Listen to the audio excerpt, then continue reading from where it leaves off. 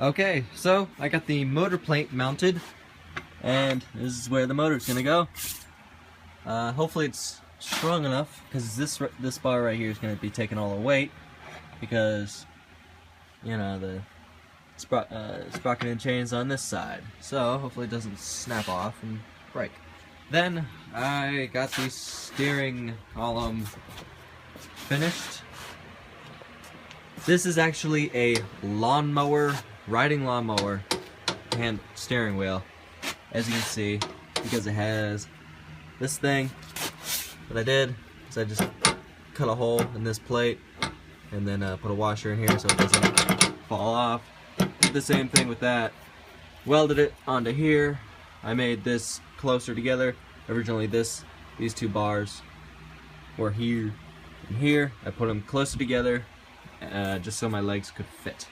Then I put these rods in here, simple enough, and it seems to work just fine, which is awesome. So the front steering wheel's done, the motor plate's mounted, the frame is almost done. Once I get done with finishing the front end, because my feet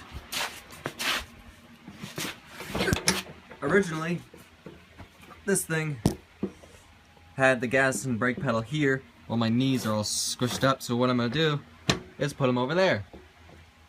Simple enough. Just put some kind of bar, have my feet on here, and it's gonna go just like that. And my legs do not hit the rods, which is nice.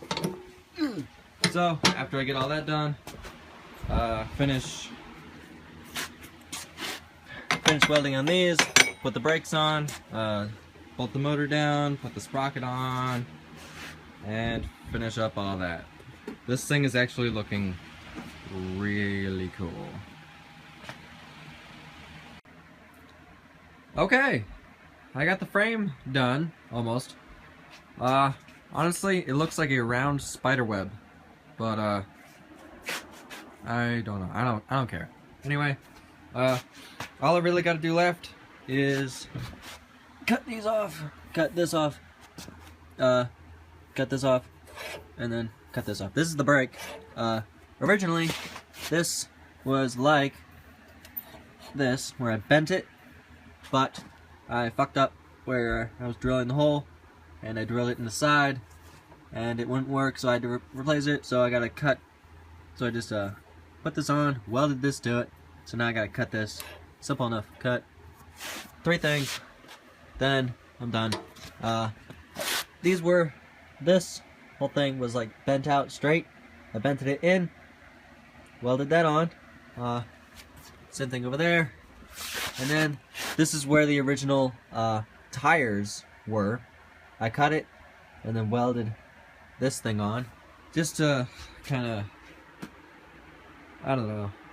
I don't really need to. It's not really for strength, but I guess anything is for strength anyway.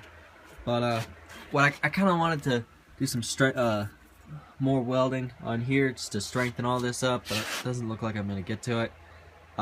It is winter time, so it's freezing outside, so I really can't open my garage and weld in here, so I gotta drag everything I have outside and weld on that, and it sucks in the winter. But so this thing is kind of going really slow.